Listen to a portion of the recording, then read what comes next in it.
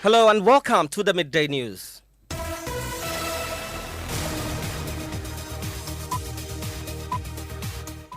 The news is live on Joy 99.7 FM in Accra. It's also live on Love 99.5 FM in Kumasi, on Facebook live stream, and over 30 affiliates across Ghana's 16 regions, including Volta Premier Ho, Radio Justice Tamale, Sky FM Sunyai, and Radio Fumbisi in Fumbisi. Other digital outlets include the MyJawline app and Spotify.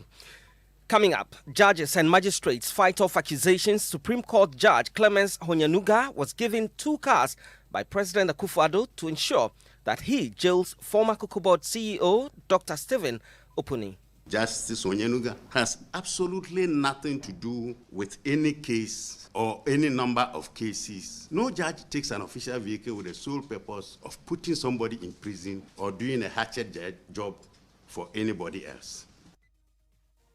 Details as the Association of Magistrates and Judges, in a rare move, weighed into this controversial case. Also coming up, dossier on presidential travels moved from confidential to top secret as MP for Abetifi advises National Security Minister not to share the information with Parliament. I have advised the Minister for National Security to continue to keep the information on the presidential travels secret, and if he may, lift it to top secret. And government interference coupled with lack of local support, stifling growth of indigenous companies. The thoughts of founder of Group Indum, Dr. Papakwesi Indum. They would want to go and lock doors, take people to court, disrupt their activities, and demand, pay me huge sums of money now. If not, close down the company, collapse it, let it go away. We have details. Our morale is down. Your presence at the Accra Sports Stadium on Sunday will boost our confidence as we come up against JS Saruda in the CAF Confederation Cup. This is a message of Accra House of Oak to President Akufo-Addo when they paid him a courtesy call yesterday. The president has a special message for them. We have details in 20 minutes. And in showbiz, Ghanaian reggae legend Rocky Dawuni gets another Grammy Awards nomination. That album defied genres. It was put in the reggae category, but what happened was that all the other albums sounded the same. That album sounded different.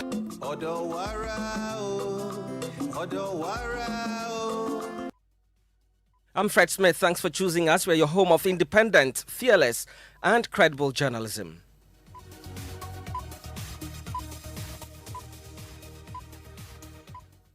In our first story, the Association of Magistrates and Judges has described as malicious and false some accusation leveled against Supreme Court Judge Clemens Honyanuga. President of the association, Justice Henry Kofi, told pressmen the group had taken notice of an accusation on social media that the judge was given 2 cars by President Akufo-Addo to ensure that former COCOBOD CEO Dr. Stephen Opuni is jailed. Justice Honyanuga is presiding over the trial of Dr. Opuni as an additional High Court judge. He was earlier this year restrained by the Supreme Court from hearing the case following accusations of bias leveled against him by Dr. Opuni. This decision was later set aside by an enhanced Supreme Court review panel, with the judge permitted to hear the case. Justice Kofi, in his address, argued the judge received 2 cars. Well, he argued that the judge received 2 cars and he was entitled to it. The Association of Magistrates and Judges of Ghana has noted with concern malicious allegations leveled on various social media platforms against certain judges, specifically including Justice Clemens Honyanuga, Justice of the Supreme Court.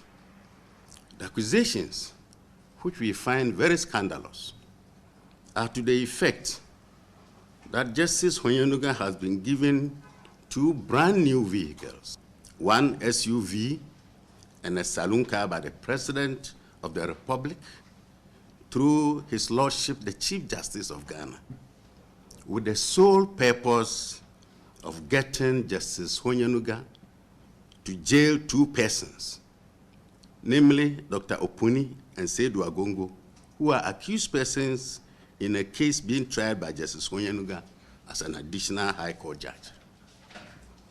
Now, the association ordinarily If it had been anything else, we would not have commented on it.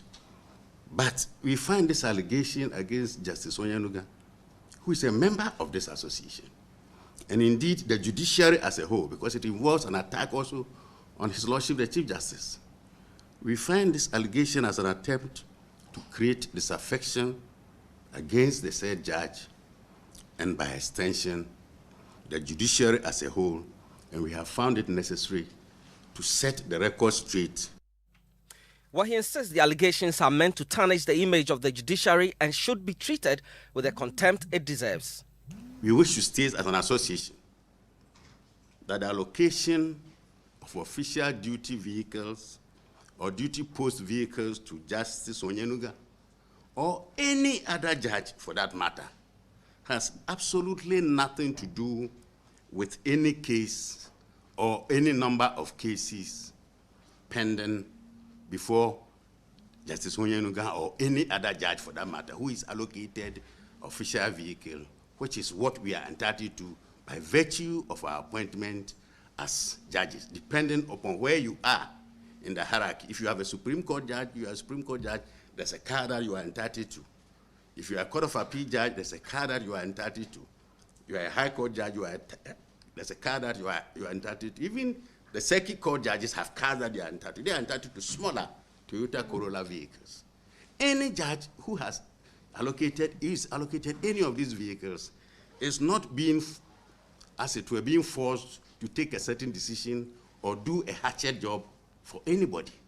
No judge takes an official vehicle with the sole purpose of putting somebody in prison or doing a hatchet job for anybody else. This allegation, which is being thrown around all over the place on social media, we find extremely malicious, unfounded, and we see it as a deliberate attempt to cause disaffection to Justice Onyanuga in particular, to His Lordship the Chief Justice, and to the judiciary in general, and we take great exception. We see it also as an attempt to scandalize the judiciary, and we take great exception to it. Justice Henry Kofi is president of the Association of Magistrates and Judges. Two other stories now in the dossier on President Akufo-Addo's recent international travels has moved from confidential to top secret. Member of Parliament for Noctong in the Volta region, Samuel Okujato-Ablakwa, filed questions months ago demanding the nation is told how much the president spent on the travels and why he chose to use a chartered aircraft. But that information may never be known publicly because Brian Echampong, who's also chairman of the Foreign Affairs Committee, wants the National Security Minister to keep quiet on the subject. Our president is in a hurry. He travels quite a lot. And anytime our president travels, he comes home with goodies. Mr. Speaker, our president visited the European Union, came home with 170 million euros. Speaker, our president visited Germany and came home with COVID vaccines. Mr. Speaker, the vehicle that the president travels in is inconsequential in these matters for as long as we want to play politics with it.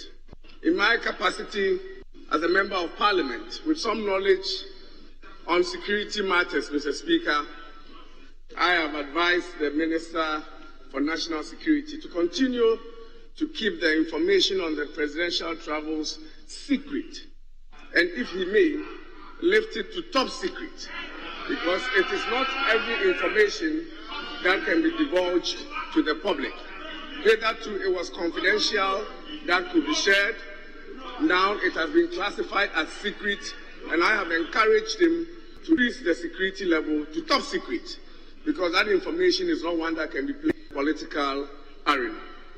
Brian Echampong is MP for Abetifi, also chairman of Parliament's Foreign Affairs Committee. So why must we give weight to Brian Echampong's advice Joseph Akablaze with our research desk and joins us with a background to this man. What do we know, Joseph? So from Parliament's website, he's said to hold an MA in Intelligence and Security. He also holds a Master of Professional Studies in Applied Intelligence. He previously served as Minister of State at the Interior and National Security Ministries.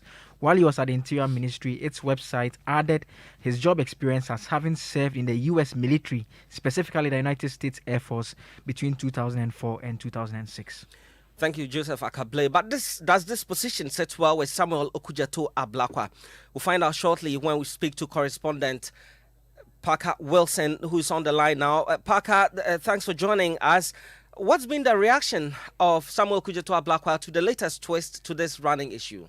Well, so Fred, sources around Mr. Ablakwa said he's not too happy with the response provided by the Foreign Affairs Committee chairman, and that very soon or later today he's going to officially address the media and communicate his response to us, because he has been demanding accountability from the president. The issue is not about the present day-to-day itinerary, but rather the cost of the flight and then why he's using the flight. And whilst you're in Parliament, update us on what's going on day 2 of the debate of the 2022 budget statement. Well, Fred, it just started, and right at the start of the debate, the Deputy Minority Chief Whip, Ahmed Ibrahim, questioned the absence of the Finance Minister here. His point is that the Finance Minister moved the motion for the approval of the budget, and per their standing orders, the Finance Minister or his deputy should be in the House to monitor the debate, and yet none of these three are in the chamber, and so he's asking that Parliament to invite or probably call the minister or his deputy to the House before they continue. In fact, Aveji, being the deputy minority leader, is threatening that Parliament would have to suspend the debate until the Finance Minister and his deputy appear in the chamber. Well, who else has been speaking? The deputy majority leader, Martin, sought to give a response by explaining that during this period, the Finance Minister and his deputies will be engaged in series of meetings because of the budget. So they might not physically be in the chamber to monitor what is happening. They may be in series of meetings to engage other stakeholders on the implementation of the budget. So the conversation is still going on. We are yet to get a ruling from the first deputy speaker, that is Joe White, who is actually superintending over the debate today.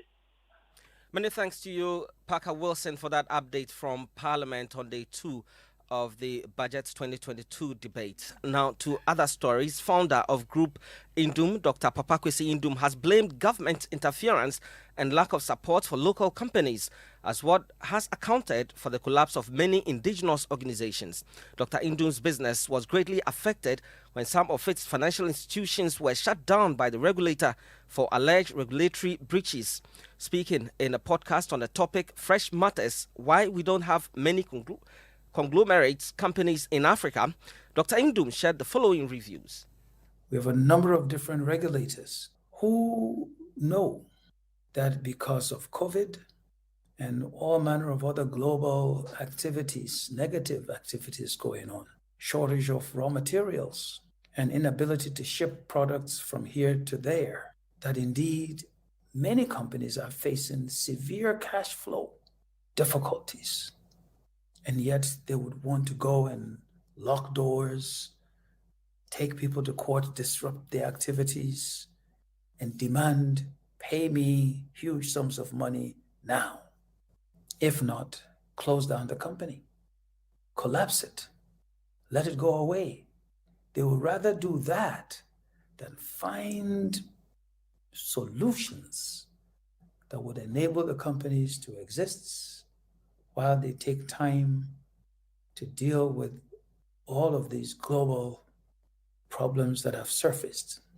And yet, on the other hand, you find governments blaming some of their inadequacies on the global scene, on COVID, on all sorts of other things. While he believes only local support for businesses will result in the creation of many jobs.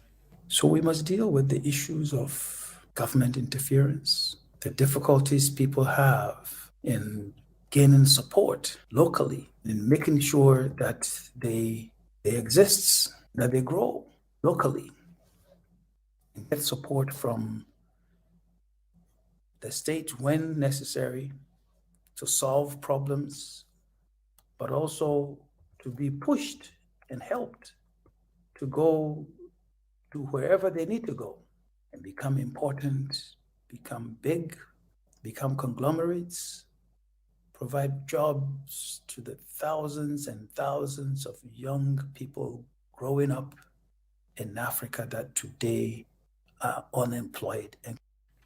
Well, founder of defunct UT Bank, Kofi Amoabeng, has also been speaking about local companies and their collapse and the impact. He tells my colleague Benjamin Akakpo on Prime Morning that he has no intention of building another financial institution. UT at our peak were employing directly over 2,500 people. Now you want to target Kofi Amoabeng who? And kill all these people and the job that they had, and then start saying that you want to create employment? When if you close down a company that's employing others, and at what cost did you close down the company, and so on and so forth. So if you are targeting me, then it's sad that you should target me, because I won't be deterred by all that is happening. I've touched so many lives. I've changed the world around me. That's what you're supposed to do. Better the world around you. And if God wants me to do more, fine, I'll do it. I think for now, we're trying to tell the story, the UT story. So a lot more people, both within the country and outside, will learn lessons from it. That alone is impacting the world. If something else comes back, fine. But to say that I'm getting ready to go back into banking to no. It may happen, but I'm not. It's good you're not writing it off completely. You're saying it may happen. It may happen, but who knows? Yeah, more like an advisory role, but not as dressing up, going as CEO. No, I probably will be on some board or maybe chairmanship if the chance comes around. And you had the founder of the defunct UT Bank, Kofi Amoabeng, speaking to my colleague Benjamin Akakpo on Prime Morning.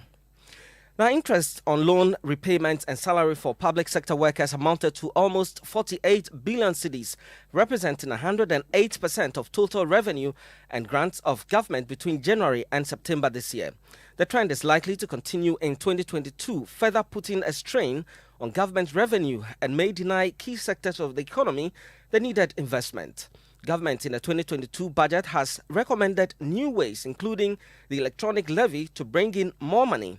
But President Akufo-Addo wants the National Development Planning Commission to lead the way in exploring ways for revenue mobilization. He describes as unacceptable the low tax-paying regime in Ghana.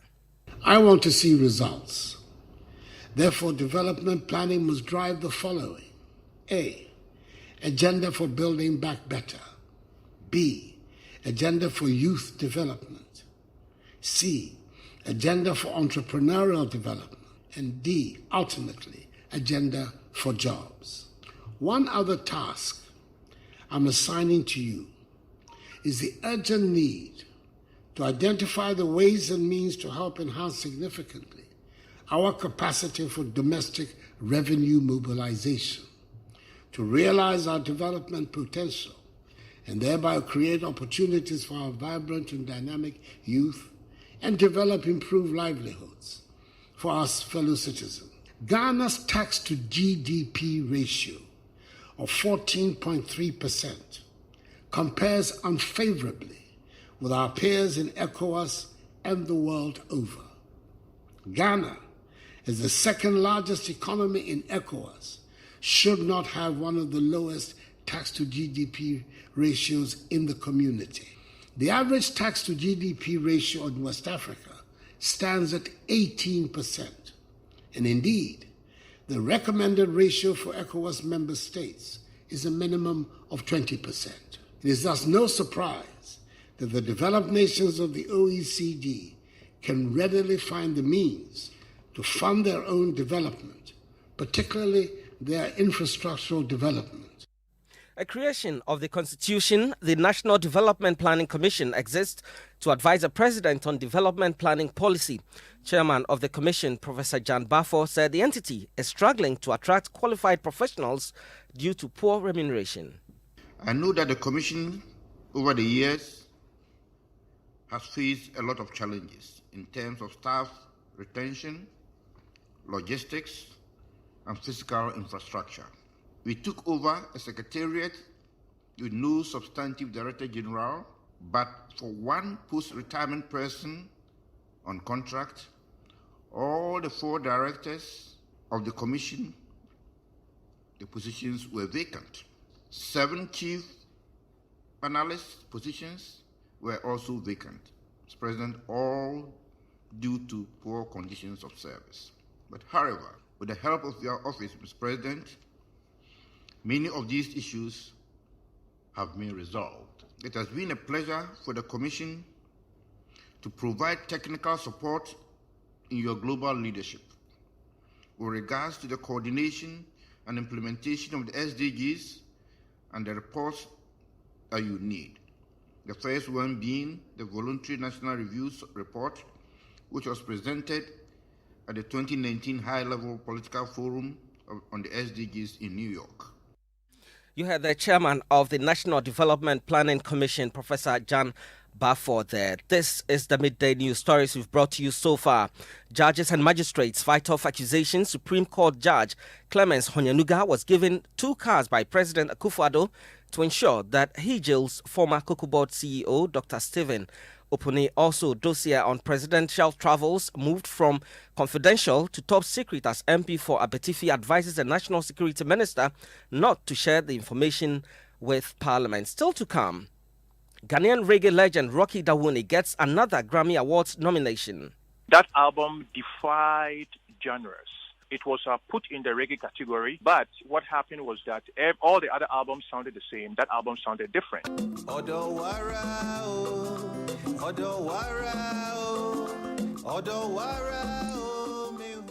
It's Hollandia yogurt, a nourishing snack. Check. Vitality. Check. Taste. Check. Vitamins, calcium. Check. It's Hollandia yogurt. It's Hollandia yogurt. Hollandia yogurt. Enjoy a nourishing boost of vitality with Hollandia yogurt. Available in strawberry and plain sweetened, fortified with vitamins A, B2, B12, and a source of calcium. Grab a pack of nourishment and level up. This advert is FDA approved. Charlie, this festive season, because I choose sports action. I choose local drama where you get plot twist. I choose world-class music. I choose romantic shows where they be. For kiddies, I choose cartoon shows where laughter and quade. Make you choose over 80 channels full of joyful entertainment. Choose DSTV for 169 Ghana cedis per AB Standard, the HD decoder, diskette, and 1 month DSTV access package all day long. DSTV, it's your moment.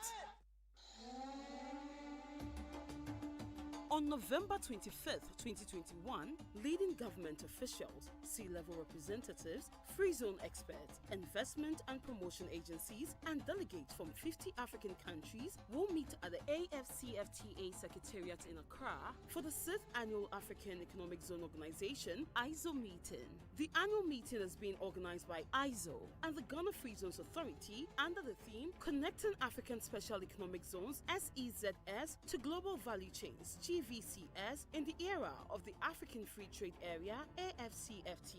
The event will be hosted at the African Continental Free Trade Secretariat in a hybrid format, rigorously respecting the health measures and the live virtual retransmission. The meeting will chart a path for maximizing free zone activities within the Africa Free Trade Area. Among those who will speak are Mrs. Angela Paulini Ellard, Deputy Director General of the World Trade Organization, Dr. Lee Yong, Director General of UNIDO, His Excellency Mr. Wamkele Mene, Secretary General of the AFCFTA Secretariat, Honorable Alan Kojo Tremartin, Minister for Trade and Industry, His Excellency Ambassador Michael Aaron Okwe Jr., Chief Executive Officer of the Ghana Free Zones Authority, Dr. Akinwumi Adesina, President of the AFDB, and His Excellency Albert Muchanga, Commissioner for Trade and Industry of the African Union Commission, AUC. Institutional partners for the IZO 6th annual meeting include the African Development Bank Group, the United Nations Industrial Development Organization, Tanga Med Agency, and the Oxford Business Group.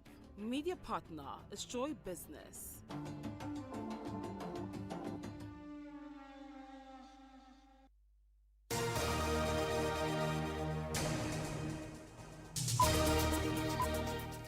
Time now for sports, and Muftau, who wants to be called Terrier, is here with me.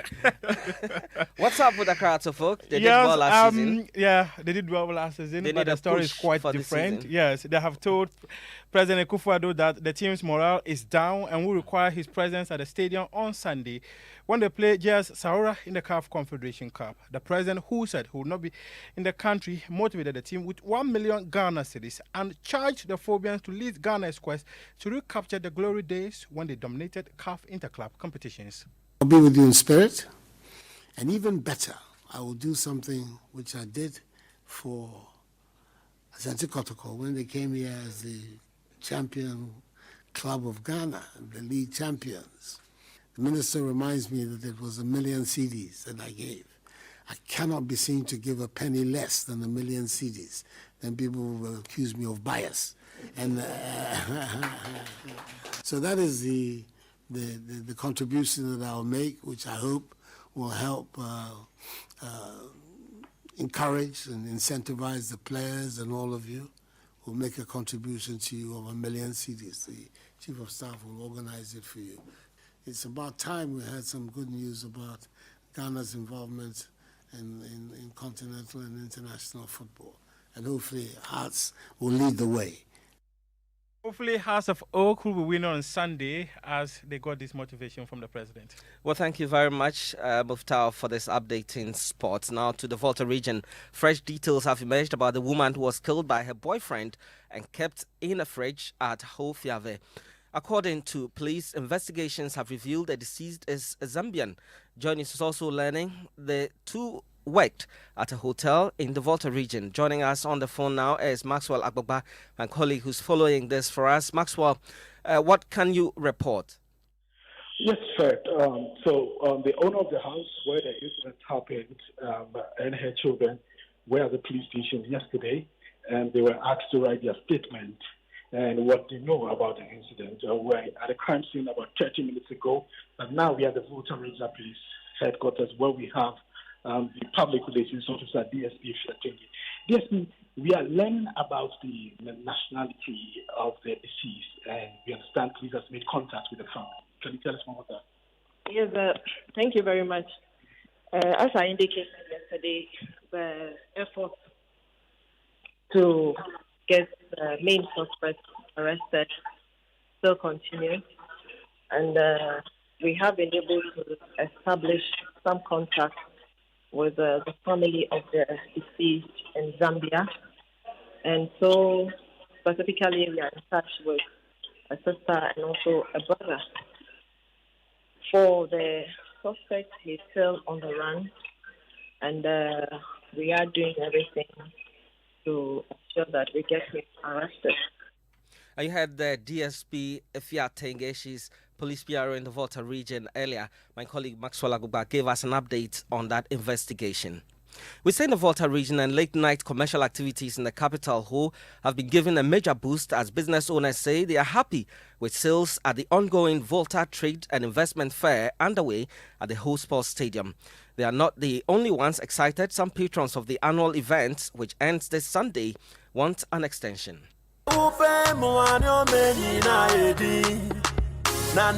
We've done a lot of sales. We are so grateful. They've made things easier for us. They've helped us to make a lot of sales. So now let's speak to some of the people who are breaking bottles. That's what they say in the local parlance. I went out skip long, so how the things going, I came out, I'm enjoying. I like the program. You find out from your friend who is helping you break the bottles. My brother. Oh, your brother. Yeah. Okay, your brother in breaking bottles or your biological brother? Very good program, and I hope we may have such programs often. Okay, we have the Hoho MP also here with us. I'm John Peter Abu, he's also here. I'm extremely excited. This is Volta region. All must walk here this night to see what is happening. Comes to the beautiful women, we have them. The handsome men, we have them. All the tourist potentials, we have them. Unfortunately for us, all our good women have been taken out of this region. This is the time for them to come back home. Well, let's take you to Kumasi now, and patrons of the Kumasi edition of the Habitat Fair 2021 are being offered a variety of options in their quest to build or own a home. Over 25 exhibitors have so far signed on to participate in the fair, holding from December 3 to 5 at the Kumasi City Mall. Here's a report. The Habitat Fair by Love FM, Insura FM, and DBS has the objective of offering solutions to the country's housing deficit. Event coordinator Eric Inkum is enthused at the opportunities being offered patrons at the Habitat Fair. The responses from patrons, from sponsors have been very amazing. And the reason for the extension was to bring on board a lot of exhibitors. When we have few of these exhibitors, you wouldn't have a lot of options to choose from. We're bringing on board so many of these exhibitors so that patrons will have so many decisions to make, as in making a choice. Other exhibitors can come on board.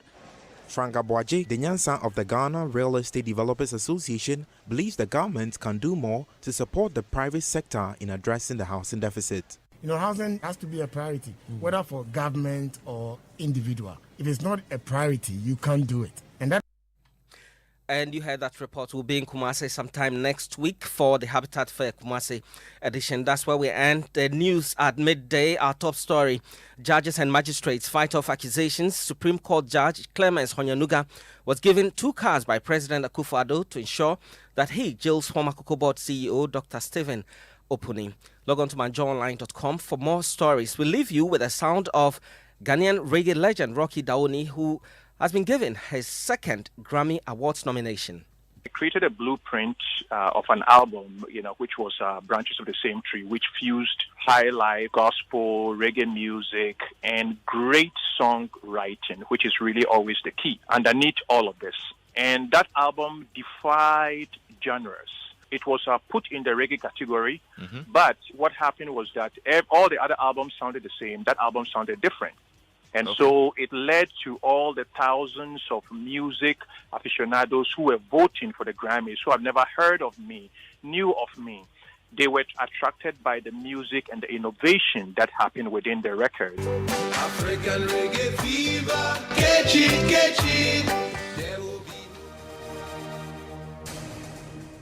When you want it, just Momo it. When you tire for the long queue in the supermarket, just Momo it. And when you really want that beautiful new blouse too, just Momo it.